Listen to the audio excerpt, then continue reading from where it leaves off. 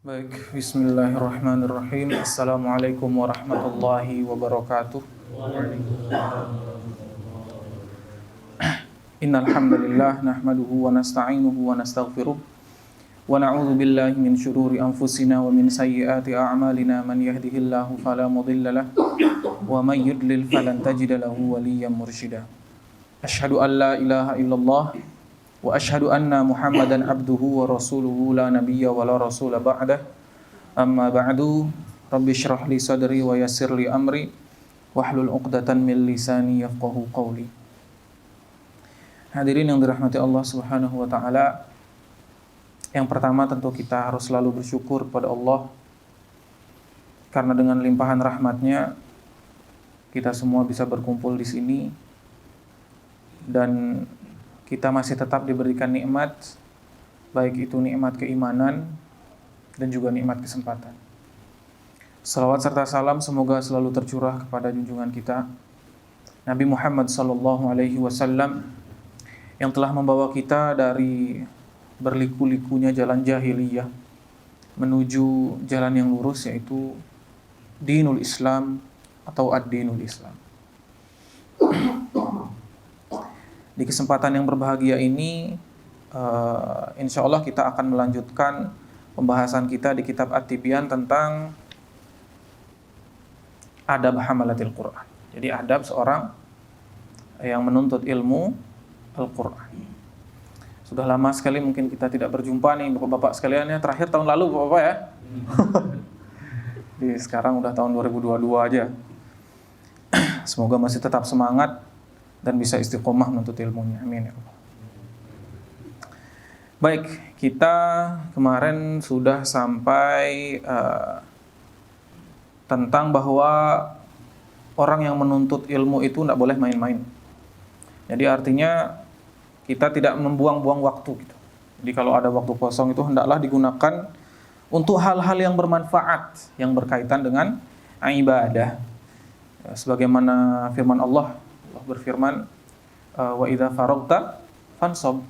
Ketika kalian udah kosong nih, gak ada kerjaan, fansab, maka kerjakan hal yang lain. Ini batasannya itu surat Al-Maidah. Wa ta'awanu 'alal birri wat taqwa wa la ta'awanu 'alal ismi wal 'udwan. Tergantung kita mau pakai waktu kita itu untuk apa. Jadi untuk al-bir yang membawa kita kepada takwa, atau untuk al-itsm yang membawa kita kepada udwan. Jadi orang kalau udah berbuat kebaikan itu pasti ujungnya takwa. Sebaliknya, kalau udah berbuat dosa pasti yang ada kerancuan dan permusuhan. Makanya di sini diperingatkan oleh Imam Nawawi, hendaklah lihamilil Quran la yalhu ma'aman yalhu. Jadi tidak bermain-main, bersenda gurau untuk hal yang tidak bermanfaat di majelis-majelis orang yang berbuat seperti itu. Nah, kita masuk ke fasal selanjutnya. Di faslun. Wa min ahammi ma yu'maru bihi an yuhadzira kullal hadri min ittikhadzil Qur'ani ma'isyatan yaktasibu biha. Jadi ini kayak ultimatum nih yang diberikan oleh Imam Nawawi kepada orang yang belajar Al-Qur'an. Jangan sampai kalian berniat dengan belajarnya kalian itu sebagai hal untuk mengambil dunia. Jadi jangan sampai min ittikhadzil Qur'ani ma'isyatan yaktasibu biha. Jadi menggunakan ilmu Al-Qur'an itu untuk memiliki, untuk mendapat kehidupan dunia. Jangan sampai seperti itu. Artinya dakwah itu dijadikan ladang dunia gitu. Jadi nggak ada lagi yang lain. Makanya seorang dai itu hendaklah selain dia mengajar Al-Qur'an ini, dia juga memiliki profesi yang lain. Jadi memang hidup seorang dai itu bukan dari Al-Qur'an, tapi kita yang memberikan Al-Qur'an atau ilmu dari Al-Qur'an kepada orang lain. Faqad jaa'a an Abdurrahman bin Syubail. Abdurrahman bin Syubail radhiyallahu anhu qala, beliau berkata, qala Rasulullah sallallahu alaihi wasallam, Rasul sallallahu alaihi wasallam bersabda, Iqra'ul Qur'ana, bacalah Al-Qur'an, wala ta'kulu bihi, Dan jangan dengan Al-Quran engkau mencari makan. Wala tajfu anhu. Kalau tahu tidak bisa seperti itu, jangan kalian jauhi. Makanya kalau misalkan orang ikhlas, pasti dia tidak mengharapkan dunia dari agama. Tidak mempergunakan agama untuk mendapatkan dunia. Masalah berat nih, bapak-bapak. Wala taghlu fihi. Dan janganlah kalian juga berlebih-lebihan di dalamnya. Jadi ini masuk ke membaca Al-Quran itu kan ada salah satu perkataan ulama, kalau misal kalian itu berlebihan dalam masalah tajwid itu membunuh kalian tuh. Jadi membaca Al-Quran itu pakai standar sebagaimana yang diajarkan oleh Rasul dan ulama. Jadi jangan yang harokatnya itu harusnya 6 harokat, kita baca sampai 20 harokat misalkan. Kemudian ainnya lebay sekali, baca ain sampai jadi anga jadinya. Akhirnya itu salah dan dapat membunuh kita. Hanya di sini disebutkan wala taghlu fiha. Janganlah berlebihan dalam membaca. Wa an Jabir radhiyallahu anhu anin Nabi sallallahu alaihi wasallam. Jadi dari Jabir radhiyallahu anhu bahwasanya Nabi sallallahu alaihi wasallam bersabda, "Iqra'ul Qur'ana min qabli an ya'tiya qaumun yuqimunahu iqamatal qadahi yata'ajjalunahu wa la yata'ajjalunahu." Jadi bacalah Al-Qur'an sebelum datang suatu kaum yuqimunahu iqamatal qadahi, menjadikan Al-Qur'an itu seperti menarik busur panah. Yata'ajjalunahu wa la yata'ajjalunahu, memang pengen cepat-cepat sampai. Jadi kan apa faedah kita kok narik busur panah? Itu kan biar busurnya itu cepat sampai ke tujuan kan? Nah, wala yata'ajjalunahu, dan tidak pengen pelan-pelan dan menunda nikmat yang kita akan dapatkan. Jadi di sini disebutkan, memang agak bingung ya. Nah, di sini disebutkan maknanya. Ma'nahu yata'ajjaluna ajrahu au ujrahu imma bimalin wa imma bisum'atin wa nahwiha.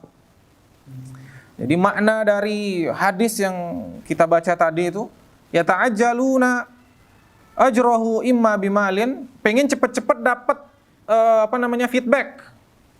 Pengen cepat-cepat dapat nih apa yang saya dapatkan nih ketika saya belajar Al-Qur'an. Imma bimalin,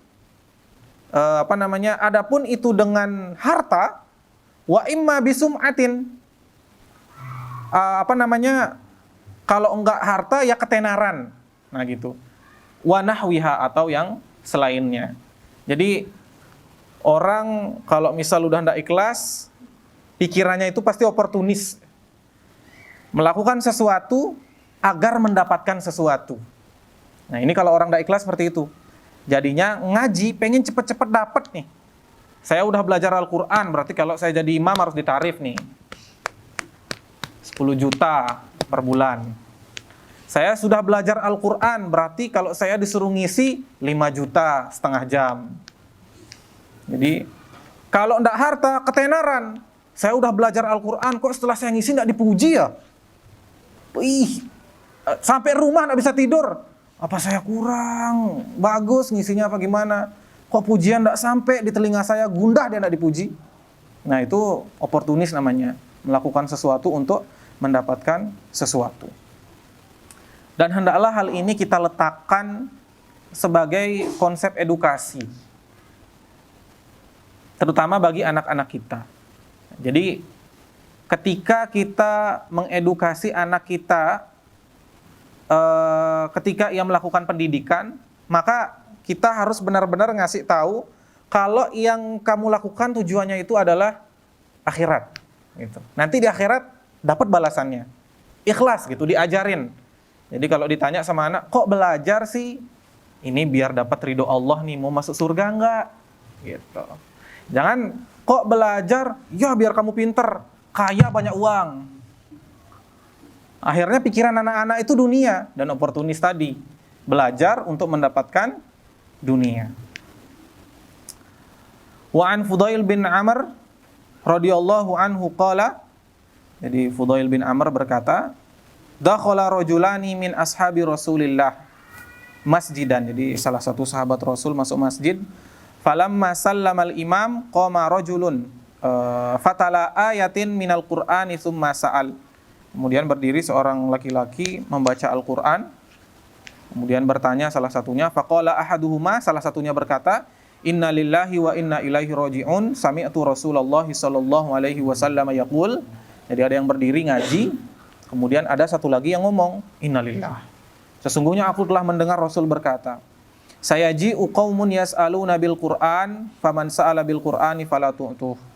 Akan datang suatu masa di mana ada suatu kaum itu yas'aluna bil Qur'an, meminta upah dengan Al-Qur'an. Jadi Al-Qur'an itu dijadikan sarana untuk mendapatkan dunia. Faman sa'ala bil Qur'an fala tu'tuhu. Dan ketika ada orang yang meminta dengan nama Al-Qur'an atau agama, maka janganlah diberikan. Wa hadzal isnadu munqati'un. Jadi kata Imam Nawawi, isnadnya munqati' nih hadis ini. Fa innal Fudail bin Amr lam yasma' minas sahabah. Fudail bin Amr dia langsung ngomong sami'tu Rasulullah, tidak dengar dari sahabat. Jadi hadisnya ini munqati', tidak sahih. Wa amma akhdhuhu al-ujrata ala ta'limil Qur'an faqad ikhtalafa ulama. Ngambil upah dari Al-Qur'an, baik itu mengajar jadi imam, itu ulama berbeda pendapat di sini. Fahakal Imam Abu Sulaiman Al-Khattabi man'a akhdhil ujrati alaihi an jama'atin minal ulama minhum Az-Zuhri wa Abu Hanifah. Jadi diceritakan dari Imam Abu Sulaiman Al-Khattabi bahwasanya beliau mengatakan mengambil upah dari Al-Qur'an itu dilarang. Hal ini disebutkan oleh para ulama, dari mereka itu ada Az-Zuhri dan Abu Hanifah. Kemudian wa an jama'atin annahu yajuzu in lam yashtarithu. Boleh ngambil upah, yang penting enggak disyaratkan. Jadi ngajar dikasih upah tapi enggak disyaratin nih, saya harus dapat upah. Maka itu dibolehkan. Wa huwa qaulul Hasan Al-Basri. Itu adalah perkataan Hasan Al-Basri, wa Sya'bi dan Imam Sya'bi, wa Ibnu Sirin dan Ibnu Sirin. Wa dhahaba Atha wa Malik wa Syafi'i wa akharuna ila jawaziha insyaratuha. Boleh aja, ini kata Atha, kata Malik dan Syafi'i, boleh aja kalau misalkan mau disyaratkan. Jadi kayak ngambil upah lah dari situ. Saya ngajar tapi nanti ada transportnya ya. Ini menurut Imam Atha itu dibolehkan.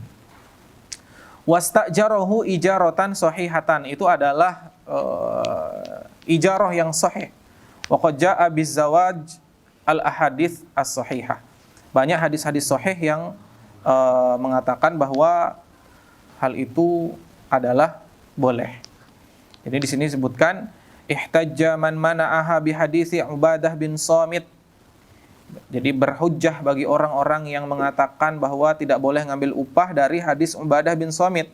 Annahu 'allama rajulan min ahli suffah Al-Qur'ana fa ahda lahu qausan. Ketika mengajar Al-Qur'an untuk laki-laki dari Suffah, ahda lahu qausan, diberikan qaus, busur. Faqala lahu an-nabiy sallallahu alaihi wasallam, maka Rasulullah sallallahu alaihi wasallam bersabda, in sarraka an tutawwaqa biha tawqan min narin faqbilha. Jadi kalau mau kamu itu dapat api neraka, maka terimalah. Itulah kira-kira maknanya. Kemudian wa ajabal mujawwizuna an hadithi Ubadah bijawabaini. Jadi yang membolehkan itu bantah. Inna fi isnadihi maqalan. Jadi di sanadnya itu ada masalah.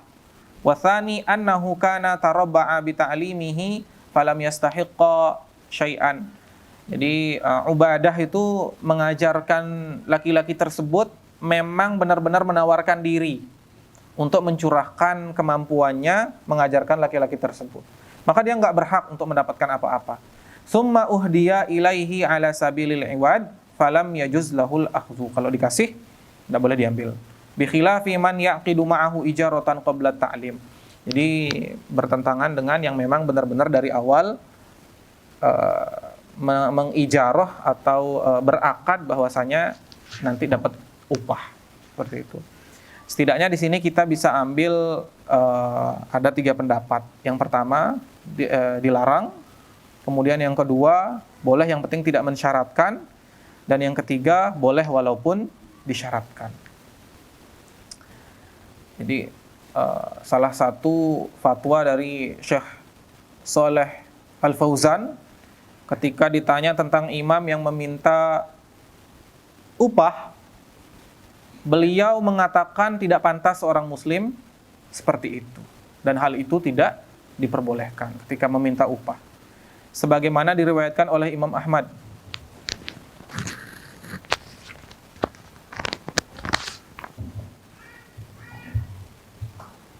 Baik, sebagaimana diriwayatkan oleh Imam Ahmad. Iklan sedikit tadi, suruhnya ini nih. Baik, sebagaimana diriwayatkan oleh Imam Ahmad ketika beliau ditanya, gimana kalau misalkan imam disuruh jadi imam itu minta upah. Imam Ahmad berkata, la tusolli wara'ahu. Jangan sholat di belakangnya. Saking kerasnya. Tapi kalau misal dia diberikan upah diambil dari Baitul Mal, maka hal itu tidaklah mengapa. Begitu juga profesi ketika mengajar. Jadi ini main perasaan aja ya, gimana gitu. Kalau misalkan orang narif gitu, ketika mengajarkan agama. Tapi ini memang umurun mulazamah namanya, hal yang berkaitan dan ada sebab akibat. Jadi ketika ada ustadz yang ngomong, ih, masa di sana nggak dikasih saya apa-apa, udah jauh-jauh jalan belum lapar lagi, cuma air aqua aja dikasih, pipetnya lemet lagi. Misalkan gitu. Nah, tidak pantas bagi seorang ustadz seperti itu. Tapi lebih tidak pantas lagi bagi yang ngundang nggak ada menghargainya. Ustadz jauh-jauh datang, kemudian setelah ngisi cuma dapat S2, Saz Syukron. Nah, cuma dapat seperti itu aja. Akhirnya Ustadz, memang itu sama-sama makanya di sini kan ada adab seorang murid, bagaimana dia menghargai gurunya. Ada adab seorang guru, bagaimana dia ikhlas mencurahkan ilmunya. Jadi semuanya harus saling berkesinambungan, biar tidak terjadi perkataan tersebut. Tapi emang kalau ada salah satu pengajar Al-Quran yang ngomong seperti itu tuh perlu dicabut jenggotnya tuh. Kalau misal dia sampai menggerutu, pising bang apa jeg 0 rupiah gitu bang. Wallahu a'lam bissawab. Baik, itu tentang mengambil ujrah atau upah dari mengajar Al-Quran. Baik, kemudian kita lanjut ke fasal selanjutnya. Faslun, yang bagi an yuhafidha ala tilawatihi, hendaklah bagi orang yang belajar Al-Quran itu dia menjaga bacaannya, jadi sering membaca Al-Quran. Wa yukatsir minha, dan memperbanyak bacaannya, jadi setiap hari itu nambah. Wa kana salafu radhiyallahu anhum lahum adatun mukhtalifah fi qadri ma yahtimuna fihi. Ulama-ulama salaf itu punya kebiasaan-kebiasaan yang berbeda sesuai dengan kemampuannya ketika menghatamkan Al-Quran. Sini seru nih. Farwa Ibnu Abi Dawud an ba'di salaf radhiyallahu anhum annahum kanu yahtimuna fi kulli syahraini khatmatan wahidah. Jadi ada diceritakan dari Ibnu Abi Dawud, sebagian salaf itu udah pasti menghatamkan Al-Quran 2 bulan sekali. 2 bulan sekali. Kita udah belum? 2 bulan sekali nih. Baru 2 bulan sekali nih. Belum kita lanjutin ke bawah nih. 2 bulan sekali. Wa an ba'dihim fi kulli syahrin khatmah. Setiap bulan sekali. Udah mulai gini ya. Tersendak. Sebulan sekali. Wa an ba'dihim fi kulli ashri layalin khatmah. Sebagiannya 10 malam 1 kali khatam. 10 malam. Berarti 1 malam 3 juz. 1 hari 3 juz. Wa an ba'dihim fi kulli 8 layalin. Sebagiannya 8 hari. Ya dibagilah itu ya. 8 hari Bapak-bapak 30 juz ulama nih. Kemudian wa anil aktsarin, dan banyak dari mereka fi kulli sab'i layalin.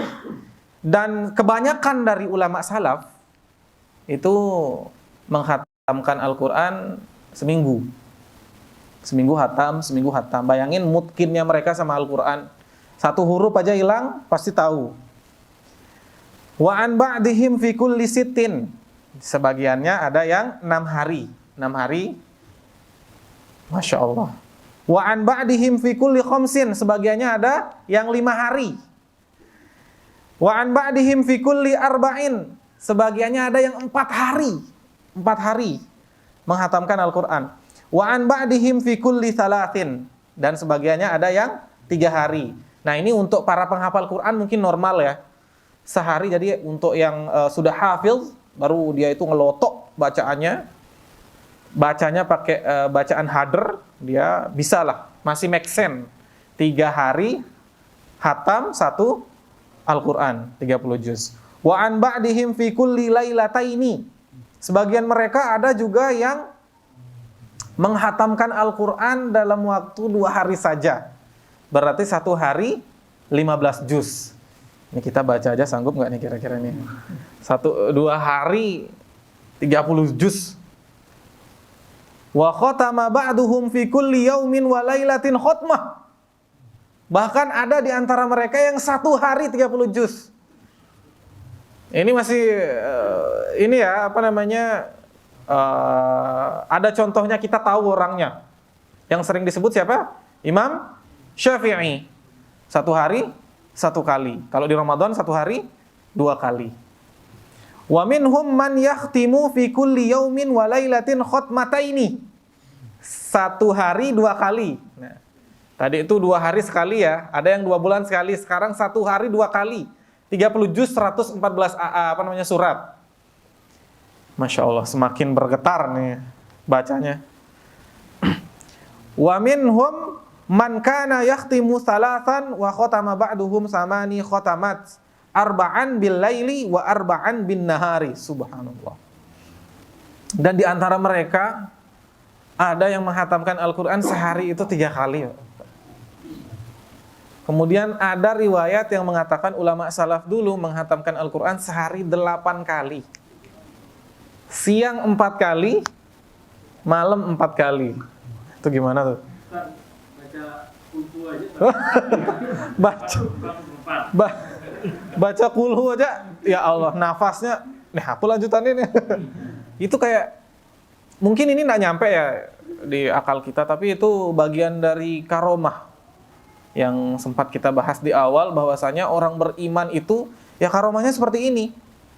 Mereka dipermudah untuk melakukan kebaikan dan ibadah. Bukan bisa mengkeber misalkan, bisa terbang, bisa kebal senjata, ya mungkin, tapi kebanyakan ulama yang memiliki karomah bukan karomah yang seperti itu. 8 kali ya. Famanil ladzina kanu yahtimuna khatmatan fil laili wal yaumi Utsman bin Affan radhiyallahu anhu wa Tamim ad-Dari wa Sa'id bin Jubair wa Mujahid wa Syafi'i wa akharun. Jadi di antara orang yang kita kenal, mereka itu menghatamkan Al-Quran 1 kali sehari itu ada Utsman bin Affan, kemudian Tamim ad-Dari, Sa'id bin Jubair, Mujahid dan Asy-Syafi'i. Wa manil ladzina kanu yakhtimuna thalatha khatamat Sulaim bin Umar radhiyallahu anhu qadi Misr fi khilafati Muawiyah radhiyallahu anhu. Jadi ada salah satu qadi, seorang hakim namanya Sulaim bin Umar. Beliau menghatamkan Al-Qur'an 3 kali sehari. Wa rawa Abu Bakar bin Abi Dawud annahu kana yakhtimu fil lailati 4 khatamatin. 1 malam menghabiskan 4 kali hatam.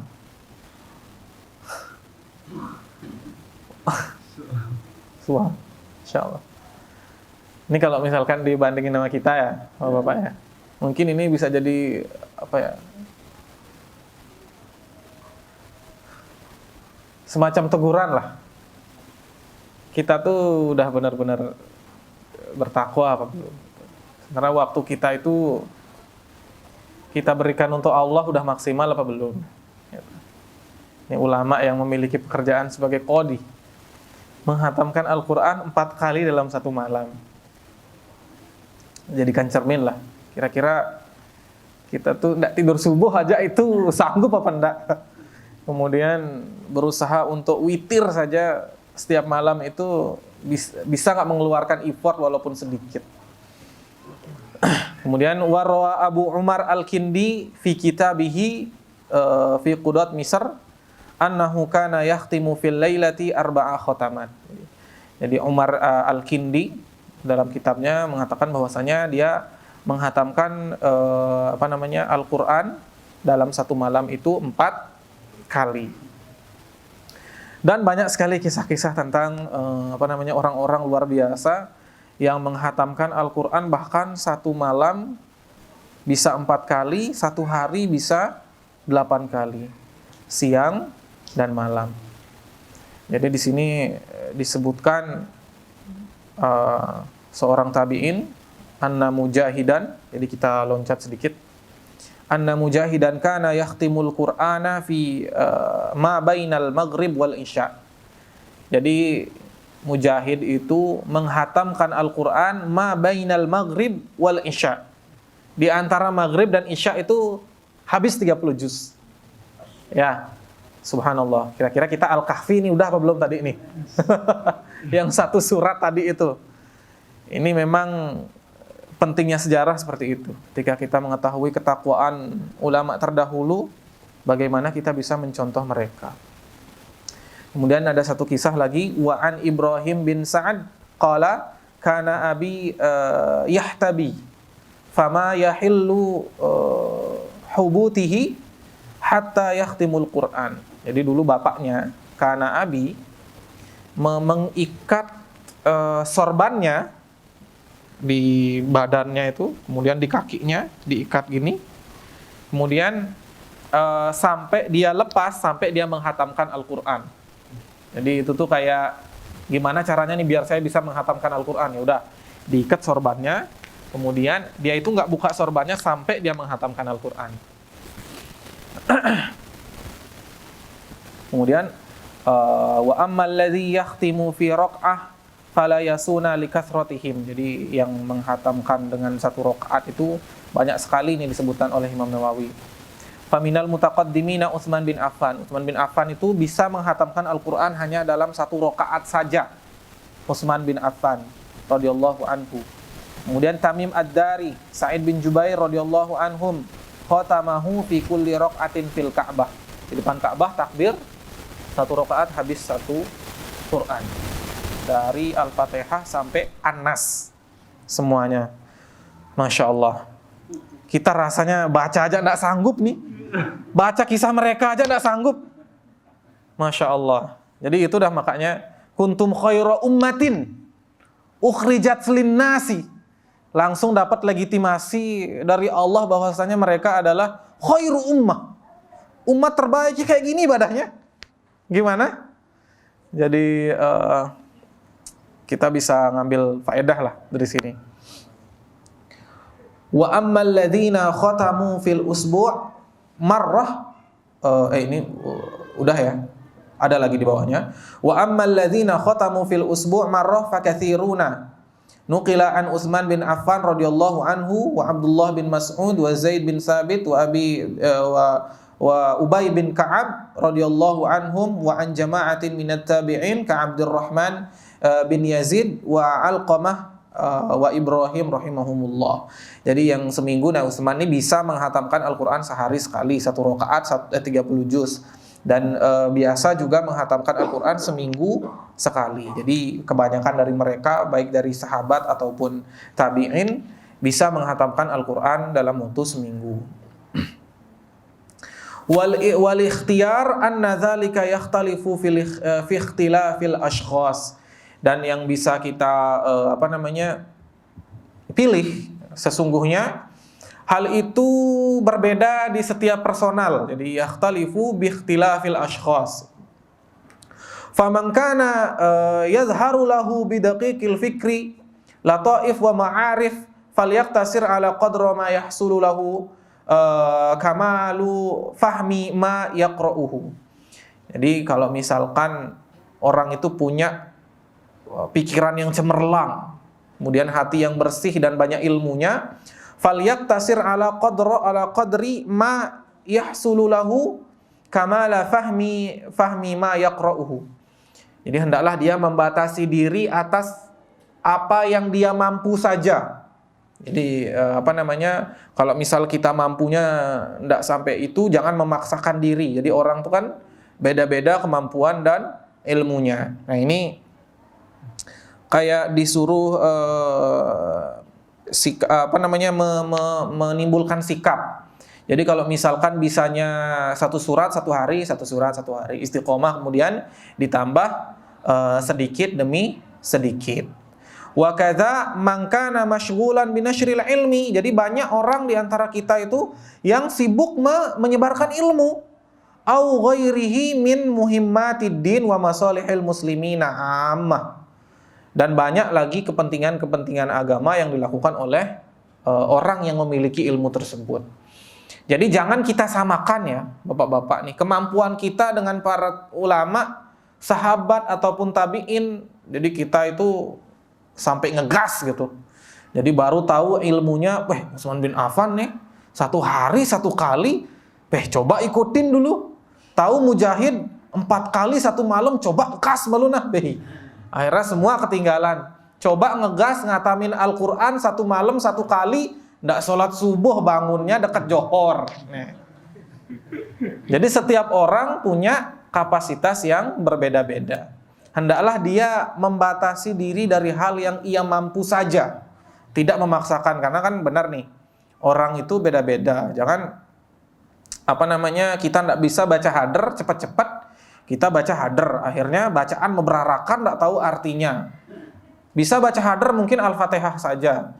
Misalkan yang lainnya jangan, ibaratnya pengen ngikutin sahabat dalam masalah ibadah bacaan Quran, kita baca ngebut-ngebut, bacaannya tidak benar.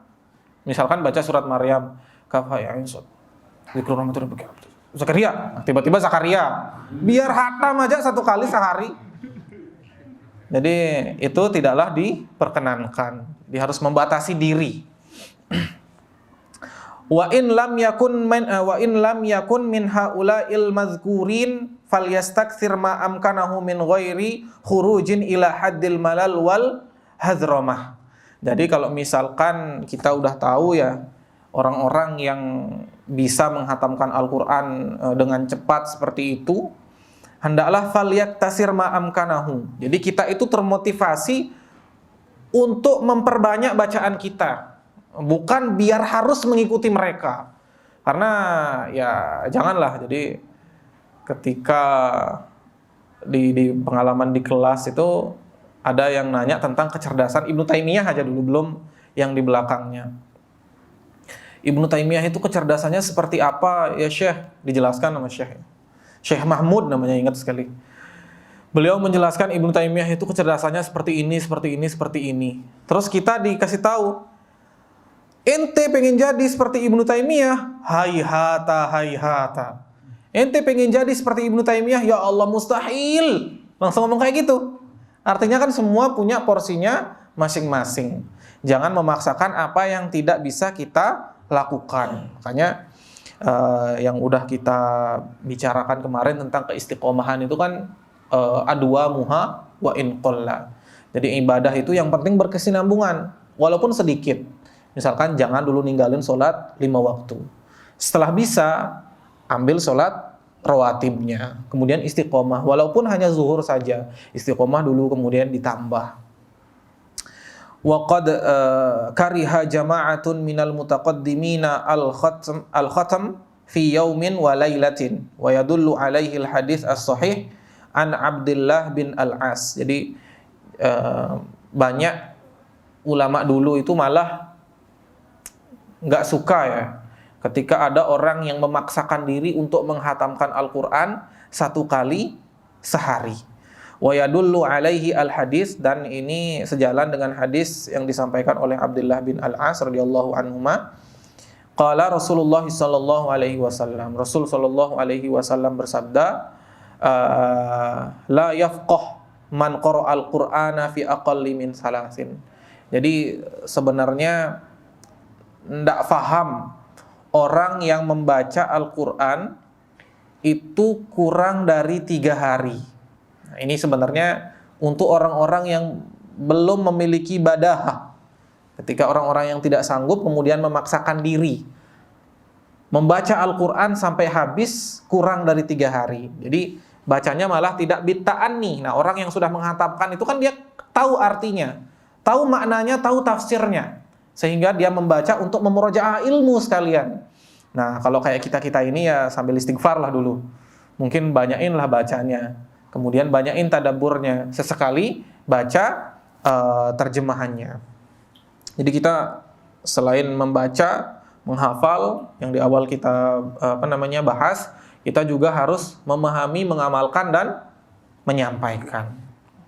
Wa amma waqtul ibtida wal khatam liman yahtimu fil usbu faqad rawabnu Abu Dawud bi isnadihi anna Utsman bin Affan radhiyallahu anhu kana yaftatihul Qur'an lailatal jumu'ah wa yakhtumhu lailatal khamis. Ketika kita ingin menghatamkan Al-Qur'an 1 kali seminggu, jadi kita ingin seminggu di hidup kita itu berkah, jadi hendaklah kita membuka bacaan kita dari Al-Fatihah itu mulainya Lailatul Jumu'ah, malam Jumat. Kemudian menghatamkannya Lailatul Khamis, menghatamkannya di malam Kamis. Nah, ini mungkin kalau misal kita benar-benar meluangkan waktu, bisa insyaallah kita menghatamkan Al-Quran di waktu tersebut. Baik. Kemudian sedikit lagi, waqala al-Imam Abu Hamid Al-Ghazali rahimahullah. Jadi Imam Al-Ghazali berkata fil Ihya, dalam kitab Ihya Ulumuddin, al-afdal an yakhtima khatmatal laili wa ukhra bin nahari wa yaj'al khatmatan nahari yaumal itsnaini fi raq'atail fajri aw ba'dahuma wa yaj'al khatmatal laili lailatal jumu'ah fi raq'atail maghrib aw ba'dahuma liyastaqbila awwalan nahari wa akhirahu. Jadi afdolnya ketika kita ingin menghatamkan Al-Qur'an, kita mulainya itu dari malam, wa ukhra bin nahari, dan yang lainnya dari siang. Wa yaj'al khatmatan nahari yaumal itsnain. Jadi mau mulai menghatamkan Al-Qur'an itu dari hari Senin. Fi raq'atail fajri, mulainya dari 2 rakaat sebelum subuh. Au ba'dahuma, atau setelahnya, setelah salat subuh atau di salat subuh mulainya. Wa yaj'al khatmatal laili lailatal jumu'ah, dan menjadikan akhir dari hatamnya itu lailatul jumu'ah fi raq'atail maghrib, di 2 rakaat ba'da maghrib. Au ba'dahuma liyastaqbila awwalan nahari au akhirahu, atau setelahnya. Artinya ini kita dikasih tahu hari yang cocok lah. Ada menurut Utsman, ada menurut Imam Ghazali. Jadi ya itulah kisah-kisah yang diceritakan oleh Imam Nawawi tentang karomah ulama-ulama salaf, yang mana keimanan mereka, kemudian ketakwaan mereka melampaui batas pikiran kita sebagai orang biasa, gitu ya. Jadi ini sebagai cerminan bagi diri kita, agar kita sekali lagi selalu iqtidaan lahum, mencontoh mereka dalam hal ketakwaan. Jadi kan serius. Kalau misal mau bertakwa memang benar-benar bertakwa. Kalau misal mau beriman memang benar-benar beriman. Ya caranya kita harus tahu apa itu kebaikan, kemudian apa itu dosa. Jadi yang kita sebutkan di awal itu ta'awanu 'alal birri wat taqwa wala ta'awanu 'alal itsmi wal 'udwan. Itu sebenarnya sudah dijelaskan dalam hadis ketika ada sahabat yang bertanya tentang al-birri wal ismi, tentang apa itu kebaikan, kemudian apa itu dosa. Rasulullah bersabda, al-birru husnul khuluq. Kebaikan itu adalah akhlak yang baik. Dan ini Ibnu Daqiq Al-Aidi mengatakan di Syarah Arba'in, al-birru itu masuk husnul khuluq ada 3 komposisi. Yang pertama al-insaf fil muamalah. Jadi ketika bermuamalah itu insaf, tidak mandang kaya miskin, ngasih hadiah sama, memuji sama, ngasih senyum sama. Mau kaya, mau miskin, mau kekar, mau kurus, semuanya sama.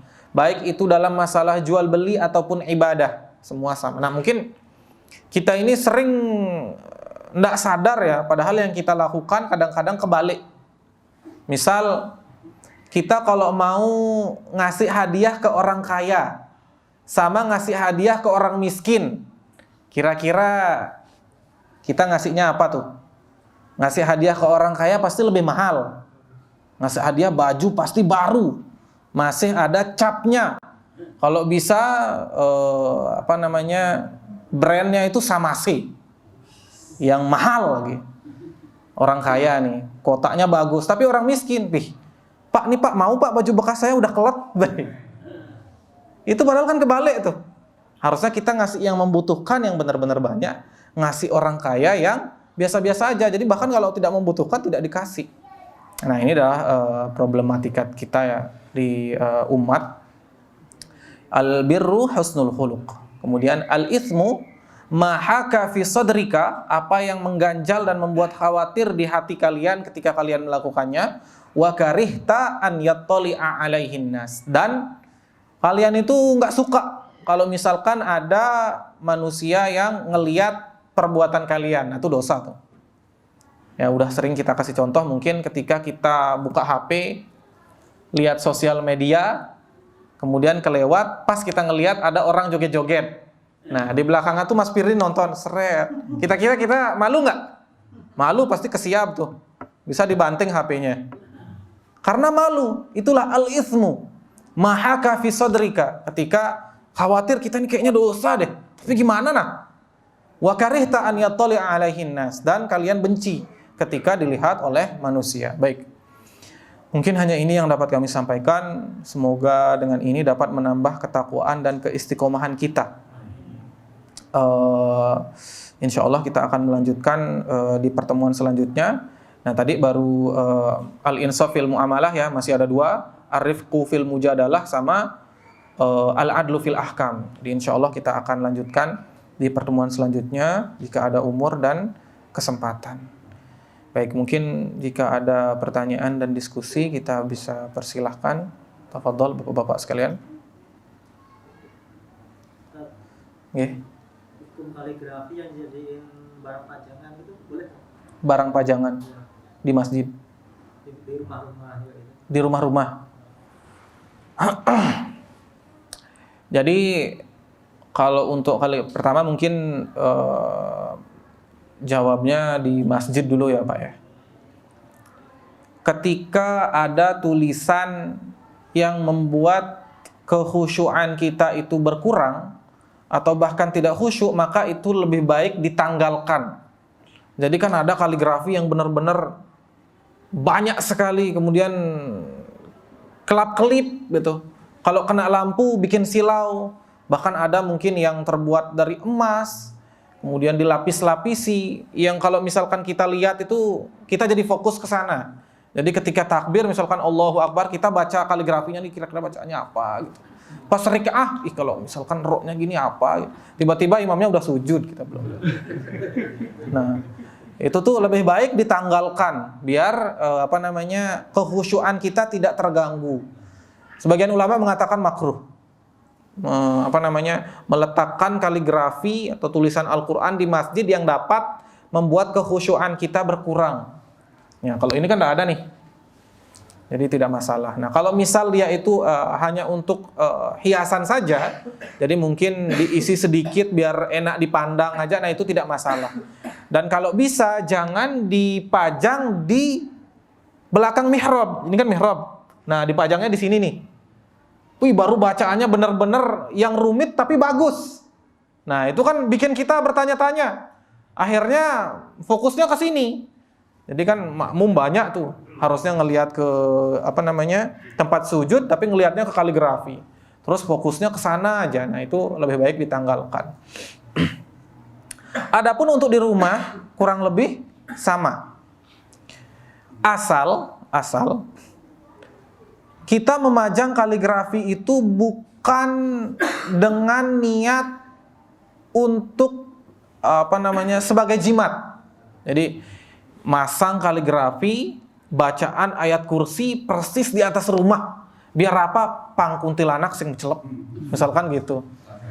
Pang ada sing ada leak, itu tidak diperbolehkan yang seperti itu. Tapi ketika itu sebagai bahan estetik saja ya, biar rumah kita tuh estetik, bisalah kita pajang. Cuma kita memang harus berhati-hati terhadap kaligrafi ini. Jadi banyak kaligrafi yang dijual di jalanan itu ada unsur sihirnya dan ada unsur kesyirikannya. Jadi kalau misal kita mau beli kaligrafi, nggak bisa baca, tanya sama yang tahu. Jadi ada yang dibahas itu kaligrafi bacaannya itu salah satu nama iblis, tapi bagus sekali. Kemudian ada nama iblis di tengahnya. Kemudian di sekitarnya itu asmaullah. Jadi Ar-Rahman itu kan bahaya sekali itu. Raja. Jadi itu tidak diperbolehkan, malah malaikat tidak masuk. Jadi kalau misalkan mau majang, ya majang yang santai-santai saja. Tidak perlu yang menggelegar, membahana. Itu. Jadi nah, spirit doll bina dunia. Bahaya nih. Jadi itu sih untuk kaligrafi, semoga dapat dipahami baik. Bisa dipahami insyaallah Pak ya. Baik, mungkin ada lagi? Oke. Ada kan khotaman yang secara keroyokan lah ya. Satu juz yang masing-masing dan bersamaan dia baca. Jadi gini, Pak, ketika kita ingin membaca Al-Qur'an itu sifatnya umum. Jadi kita boleh membaca Al-Qur'an dengan cara masing-masing. Misalkan kan kita tuh enaknya baca habis maghrib. Kita bacanya habis maghrib 1 juz. Nah itu kan tidak dipermasalahkan karena perintahnya itu iqra. Perintahnya baca. Watlu. Bacalah mau kapan, mau bagaimana. Asal tidak bertentangan dengan syariat dan di dalamnya terdapat syubhat. Ya. Misal baca Al-Qur'an pakai langgam Jawa. Nah, ini kan walaupun ada perbedaan tapi masa kita mau kayak wayang-wayang gitu nih ngaji Al-Qur'an lagi. Misal Al-Qur'an dibaca dengan nada lagu. Ya, mungkin banyak kita dengarkan entah lagu dangdut, entah lagu India, itu kan kalau misalkan ngaji pakai nada lagu, apa yang kita pikirkan? Lagunya. Setelah kita mikirkan lagunya, yang nyanyinya. Setelah kita mikirkan yang nyanyinya, tidak jadi kita ngaji. Jadi itu, hendaklah kita menjauhkan diri kita dari hal-hal yang syubhat-syubhat itu. Nah, untuk khotaman bareng-bareng ini, kalau misalkan dihitungnya dia sebagai ngaji dapat pahala, ente 1 juz, ente 1 juz, ente 1 juz, berarti yang baca 1 juz dapat pahalanya 1 juz. Tidak dihitung 30 juz semuanya. Kalau misalkan sekarang kita khataman, 30 orang baca 1 juz, pahalanya dapat 1 Al-Qur'an untuk kalian masing-masing. Tidak. Jadi kalau misalkan mau baca seperti itu, silahkan saja. Tapi untuk pahalanya yang baca 1 juz tetap 1 juz. Asal satu lagi, tidak untuk gaya kan bebas nih kita nih, asal tidak bertentangan dengan syariat dan di dalamnya terdapat syubhat. Kalau kita mau baca kapan waktunya, mau baca seberapa, itu tidak masalah. Tapi kalau misal kita make suatu gaya yang kita buat sendiri gitu, jangan sampai kita anggap hal itu adalah yang utama atau jadi syariat. Misalkan 1 juz, lebih afdol kita membaca seperti ini daripada membaca sendiri-sendiri. Misalkan seperti itu. Nah, ini tidak diperbolehkan. Karena ya itu hanya sekedar gaya membaca saja. Silahkan kalau misalkan mau seperti itu. Wallahu a'lam bishawab. Jadi kira-kira tidak ada yang menyimak katanya. Tidak. Bersama-sama maksudnya kan sekalian membaca yang baca juz 1, juz sampai juz 30 bersamaan ya itu. Bersamaan saling saut-saut. Kalau misalkan bacanya masih tidak benar, ya harus belajar lagi, gitu. Jadi belajar Al-Quran itu kan terus, Bapak. Belajar Al-Quran itu terus. Kalau misalkan tidak ada yang nyimak, mau gimana ya? Jadi balik ke pribadi masing-masing membacanya itu, karena perintah membaca Al-Quran itu umum dia. Mau kayak gimana, mau kapan waktunya, silahkan saja asal tidak bertentangan dengan syariat dan di dalamnya tidak terdapat syubhat. Wallahu a'lam bishawab. Makanya kalau misal kita itu tidak bisa ngaji, usahakan belajar ngaji. Jangan sampai kita itu membiarkan, makanya yang kita sering bilang itu perkataan Ibnu Abbas, zulliltu taliban wa uzziztu matluban. Saya ketika menjadi murid dan belajar itu terhina, sabar, kemudian selalu al-hirs ketika menuntut ilmu, bersemangat. Kemudian kalau misalkan ngantuk itu gimana caranya biar tidak ngantuk, tetap dapat ilmu. Nah, itu kan zulliltu taliban wa uzziztu matluban. Dan ketika sudah bisa, saya itu mendapat kehormatan dan dimuliakan. Wallahu a'lam bishawab. Baik, mungkin kalau ada pertanyaan lagi bisa disimpan. Insya Allah kita bahas minggu depan. Benar dan salahnya, benarnya hanya milik Allah Subhanahu wa taala, salahnya datang dari kami. Kami menyampaikan apa yang ada di diri kami dan berdasarkan keterbatasan ilmu kami. Kita tutup dengan doa kafaratul majlis bersama. Subhanakallahumma bihamdika asyhadu an la ilaha illa anta astaghfiruka wa atubu ilaik. Assalamualaikum warahmatullahi wabarakatuh. Waalaikumsalam.